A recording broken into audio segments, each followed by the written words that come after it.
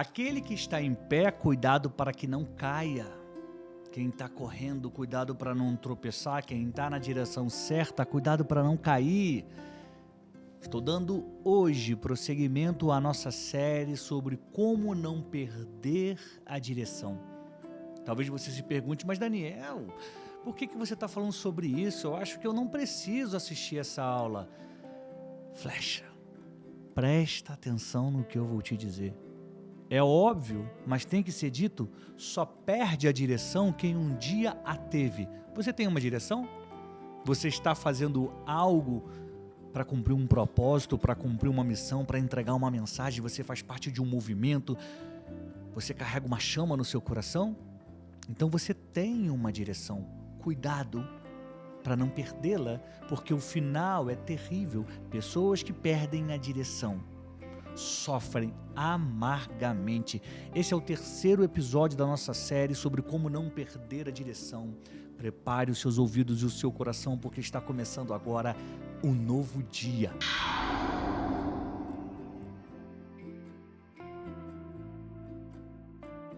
Meu nome é Daniel Brunet, eu sou jornalista, especialista em marketing de posicionamento e estou aqui cumprindo o meu propósito, que é compartilhar conhecimento para que você se torne uma flecha, para que você vá mais longe, para que você tenha um conteúdo de qualidade e possa transbordar sobre a vida das pessoas.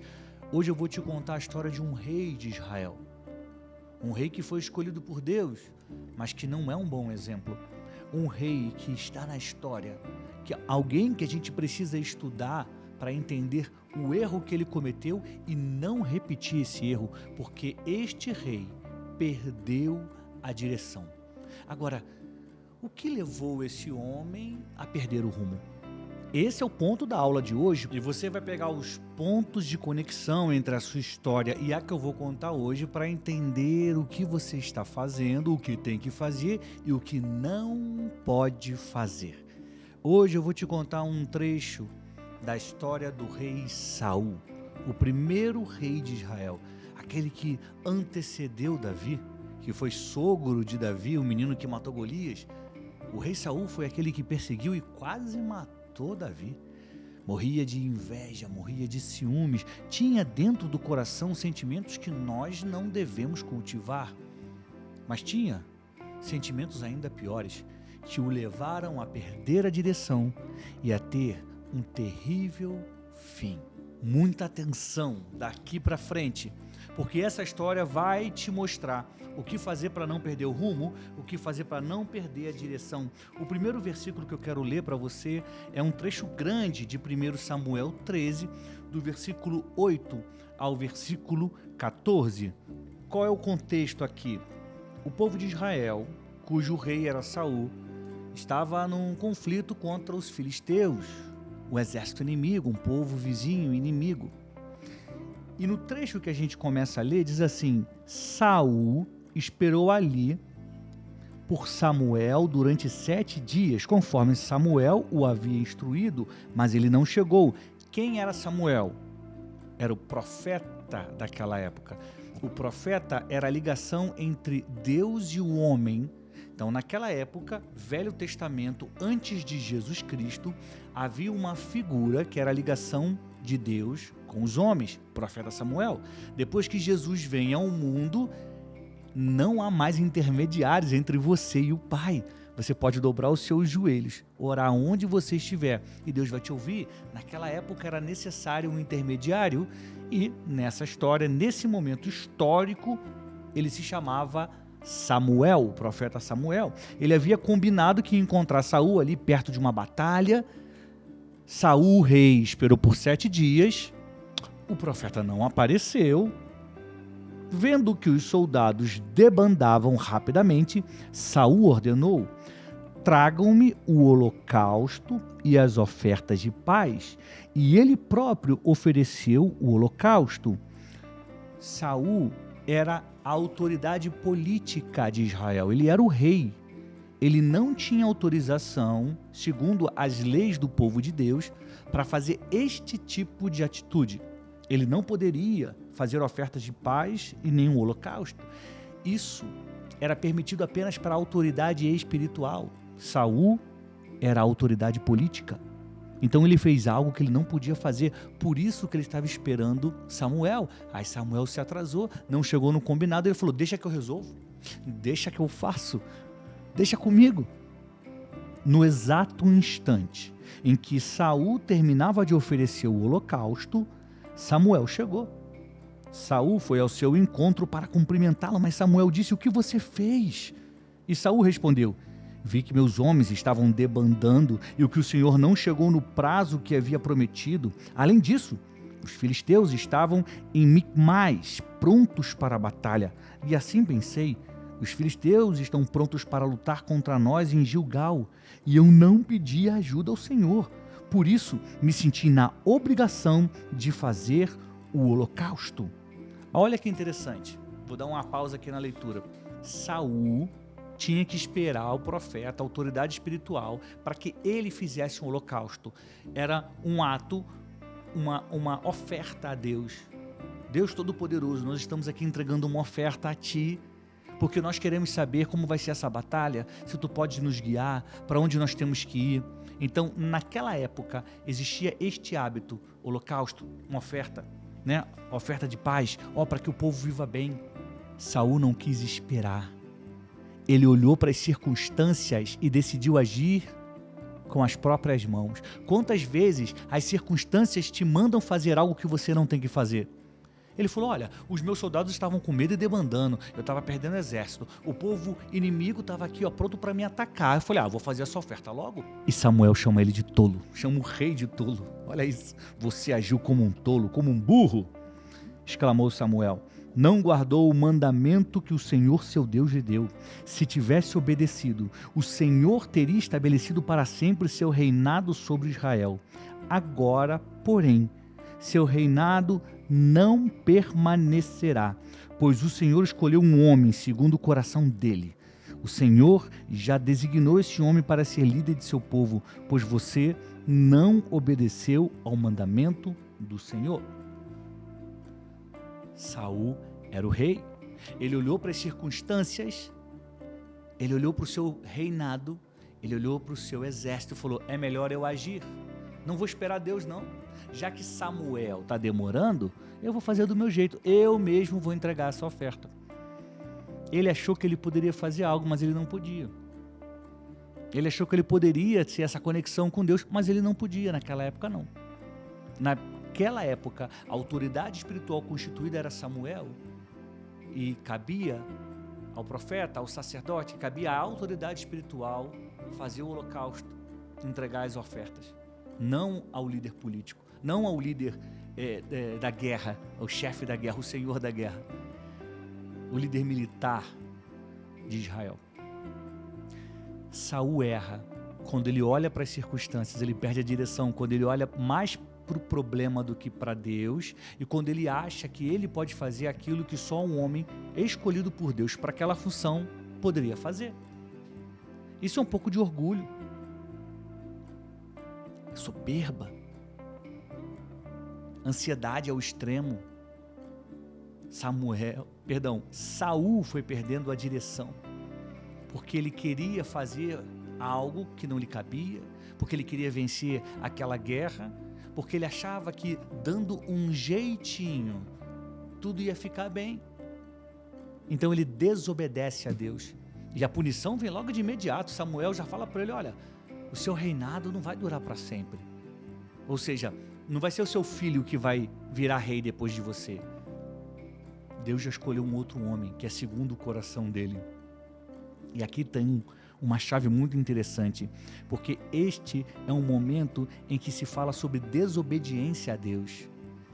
Por desobedecer a Deus, Saul perde o direito de continuar rei, da descendência dele continuar comandando o país de Israel.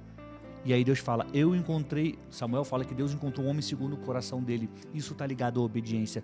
As pessoas, homens, mulheres que obedecem a Deus, obedecem seus mandamentos, obedecem às suas leis, seus decretos, são pessoas segundo o coração do Pai. Saul ousou, desobedeceu o Todo-Poderoso e pagou caro pagou muito caro. Você deve conhecer a história dele, sabe o que ele passou no final da vida. Eu quero ler mais um trecho que fica ainda mais claro toda essa problemática. É 1 Samuel 15, do 7 ao 23. É um trecho bem longo. E eu quero que você me acompanhe aqui do 7 ao 23. Então, Saul atacou e derrotou os amalequitas desde Avilá até Sur, no leste do Egito. Capturou Agag, o rei amalequita, e destruiu completamente todo o povo. Saul e seus homens pouparam a vida de Agag, bem como o melhor das ovelhas, do gado, dos bezerros, dos cordeiros. Destruíram apenas o que não tinha valor, o que era de qualidade inferior. Então, apesar de ter desobedecido a Deus, apesar de ter recebido uma sentença, ele continuou rei. Ele continuou vencendo batalhas. Olha que interessante. Muitas pessoas, elas permanecem numa vida de erro, numa vida cuja direção está errada, porque a punição não vem imediatamente. E cometi esse pecadinho aqui, não fui fulminado. Vou continuar fazendo. Aí continua se lambuzando na lama do mal, caminhando rumo à destruição. Mas ela acha que não está chegando. Por quê? Porque não foi punida na hora. Mas não vai acontecer assim, não aconteceu com Saul. Entenda que perder a direção, quando você perde a direção, tudo que o inimigo quer é que você não perceba isso, que você continue indo na direção errada. Saul estava assim, apesar das vitórias, apesar das conquistas, apesar de ter resultados positivos, ele estava na direção errada. Vamos seguir a nossa leitura. Então o Senhor disse a Samuel: arrependo-me de ter colocado Saul como rei, pois ele se afastou de mim e se recusou a obedecer às minhas ordens. Samuel ficou tão frustrado ao ouvir essas palavras que clamou ao Senhor a noite toda. Na manhã seguinte, bem cedo, Samuel foi procurar Saul. E alguém lhe disse: Saul foi para a região do Carmelo, onde levantou um monumento para si próprio, e depois seguiu para Gilgal. Quando Samuel finalmente o encontrou, Saul cumprimentou com alegria. Que o Senhor abençoe, disse Saul. Cumpri a ordem do Senhor. Samuel perguntou: então, o que é esse balido de ovelhas e esse mugido de bois que estou ouvindo? E Saul respondeu: é verdade que os soldados pouparam o melhor das ovelhas e dos bois que pertenciam aos amalequitas, mas eles vão sacrificá-los ao Senhor, seu Deus. Quanto ao resto, destruímos tudo. Então Samuel, o profeta, disse para o rei Saul: basta!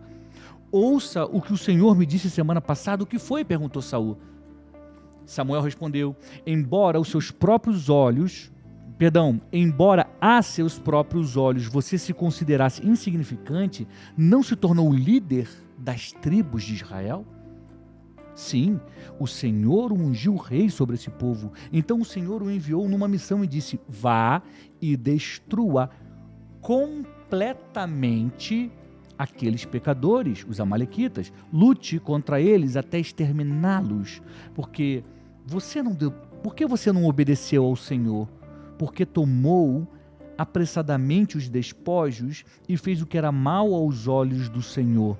Olha só, existe uma ordem de Deus para Saul: vai lá naquele povo inimigo, os amalequitas, vence e destrói tudo, não fica com nada. Despojo é tudo aquilo que sobra de uma guerra. Um país invade o outro, aí o país é derrotado, né? Um exército é derrotado. O que sobrou ali? Sobrou arma, sobrou comida, sobrou dinheiro, sobrou ouro. São os despojos de guerra. Quem venceu vai lá, pega tudo e leva para o seu território. O que Deus falou para Saul? Vai lá e destrói tudo. Quando Samuel chega para encontrar o rei, o que ele ouve? Houve ovelha, houve mugido. Ele falou: não era para ter matado tudo? Acabado com tudo? Não. É que a gente vai pegar isso aqui e vai fazer uma oferta para Deus. Sempre tentando dar um jeitinho. Saul sempre tentando dar um jeitinho. Naquela primeira história, ele não quis esperar o sacerdote, o profeta. Ele vai lá e faz. Agora, não, a gente poupou aqui, apesar de Deus ter mandado destruir, mas é que eu vou dar oferta. Eu vou lá na igreja dar essa oferta. Versículo 20. Mas eu obedeci ao Senhor, insistiu Saul. cumpri a missão que ele me encarregou, trouxe o rei Agag, mas destruí todos os outros amalequitas. Então meus soldados trouxeram o melhor das ovelhas e dos bois, bem como o melhor dos despojos, a fim de sacrificá-los ao Senhor seu Deus em Gigal. E Samuel respondeu: o que agrada mais ao Senhor, holocaustos e sacrifícios ou obediência à voz dele? Ouça, a obediência é melhor que o sacrifício, e a submissão é melhor do que ofertas de gordura de carneiros. A rebeldia, preste atenção nisso aqui, Flecha. Isso aqui é muito, muito forte, isso aqui é muito sério. Isso aqui é muito determinante, porque o pecado de rebeldia é um dos mais graves que existe. A pessoa que se insurge contra uma ordem, que não respeita a autoridade. Deus colocou autoridades sobre as nossas vidas.